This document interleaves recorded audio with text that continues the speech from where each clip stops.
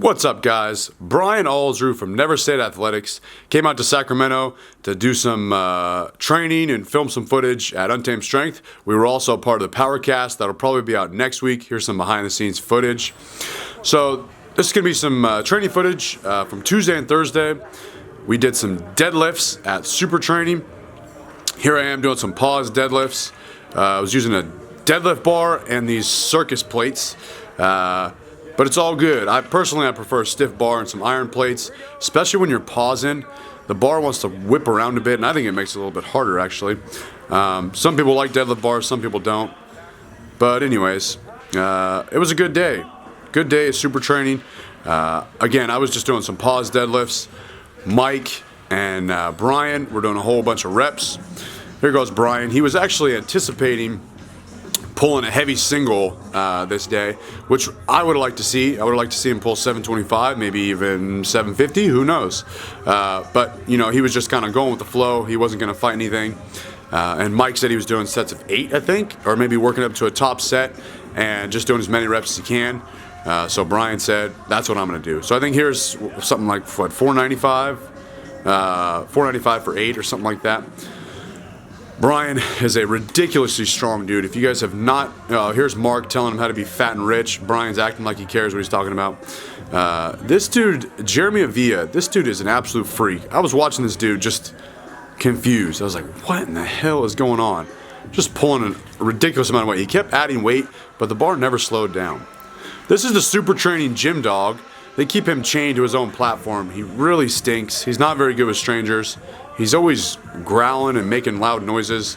This is Smokey. He's pulling some banded deadlifts. These guys were doing so many reps that day that I couldn't record it all. I think my camera died because it was just so many reps. So here we go, doing some more pause deadlifts. This is all I'm doing all day. The reason I'm doing pause deadlifts is because the guy that I'm working with, Austin Baraki, is writing my programming and he's making me do them. But they're great. It's a great way to add some stress and some stimulus without having to add weight. So I'm deadlifting multiple times a week, and rather than just adding more and more weight and doing a competition style deadlift, I'll do a variation. So the pause makes the movement difficult without having to add a bunch of weight. I'm using straps and I'm beltless because it's not a competition deadlift. For any of the variations, I usually don't use a belt, and I don't mind using straps. I'll just save my thumbs for a heavier deadlift day later on that week.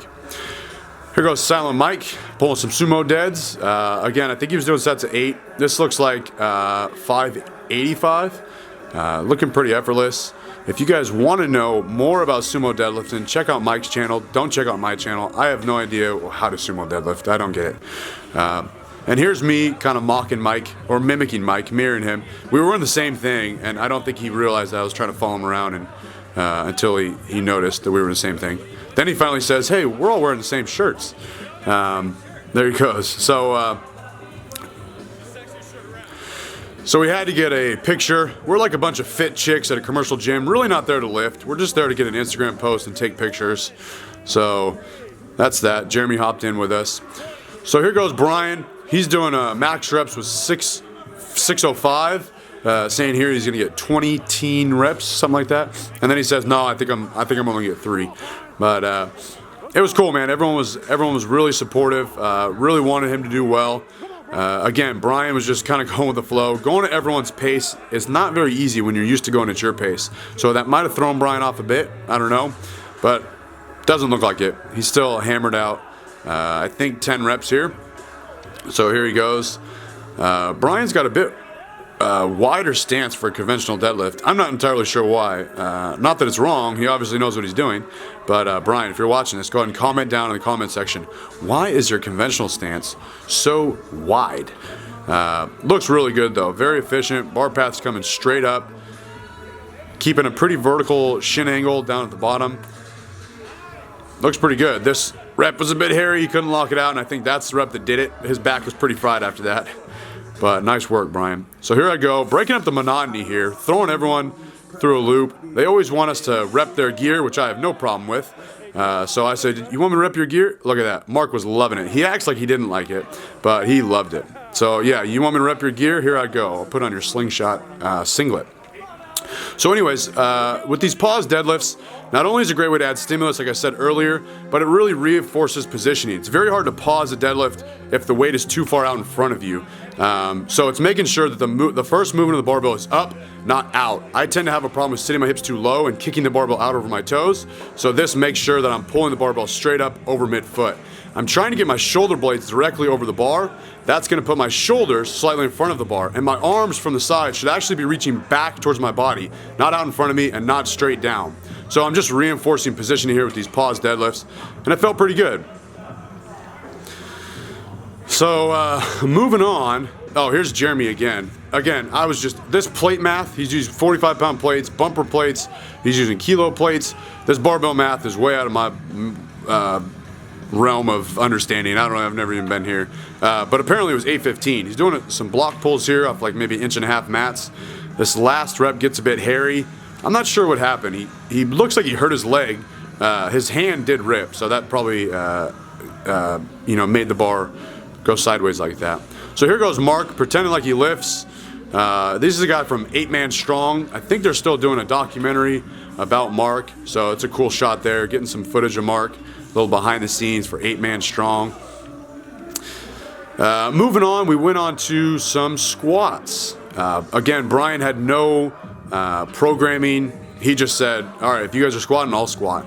And he just went with the flow. He did exactly what Mike was doing. I was doing tempo squats, staying in my lane. Tempo squats are miserable. God, they're so terrible.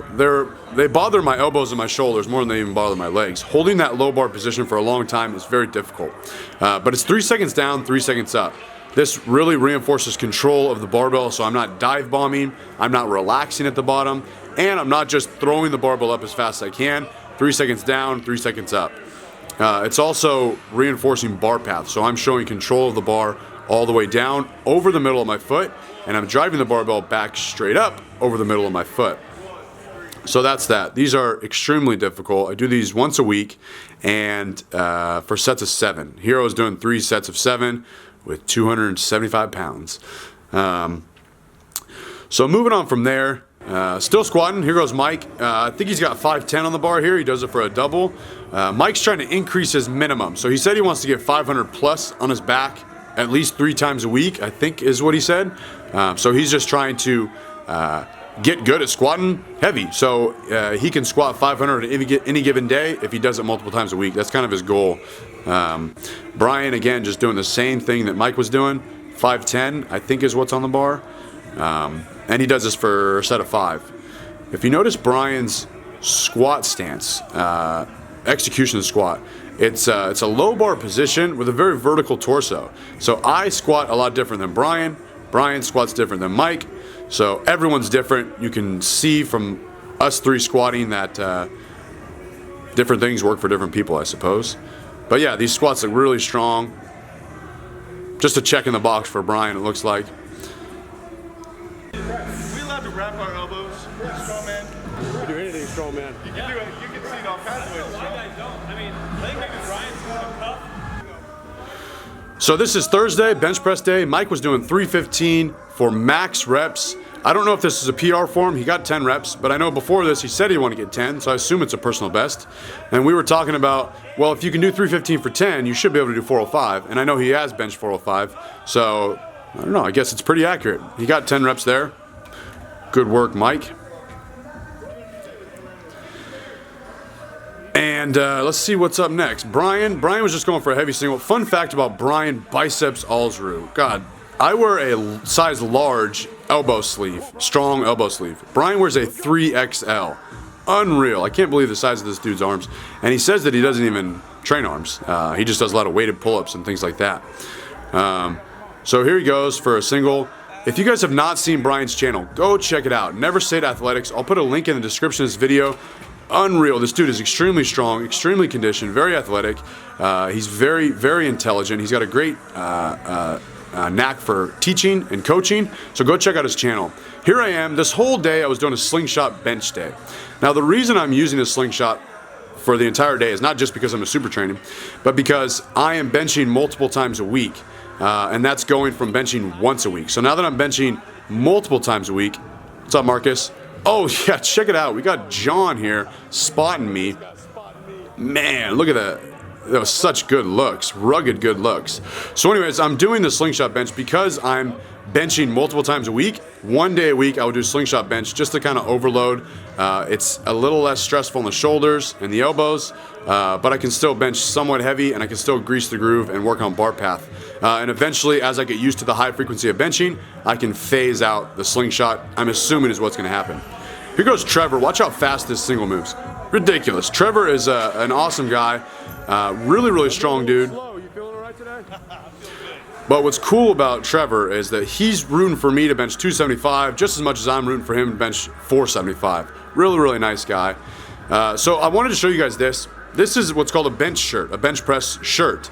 It's extremely, it looks like a lot of work to get on. You can't put it on yourself. It's supportive equipment to allow you to bench a little bit more. Man, I complain about putting knee sleeves on when I squat, so I couldn't imagine all the work that goes into putting a bench shirt on. If it doesn't help his bench, I'll tell you what, it makes for a great push-up bra. Look at those pecs. He would make Arnold jealous. So Juan is one of the few guys, if not maybe the only guy, at SuperTraining who still benches or still competes as a geared lifter. I know that SuperTraining used to be full of geared lifters. Now everyone's kind of more into the raw lifting scene. But he's doing some bench press with a bench press shirt. That shirt is made out of a canvas material that's not very stretchy at all. It's not like a light slingshot. He's probably going to have some bruises on his arms because it's just so much pressure on your upper body, cuts into your skin. I've worn one once, just messing around, and it was awful. God awful. I would never do it. So there he goes.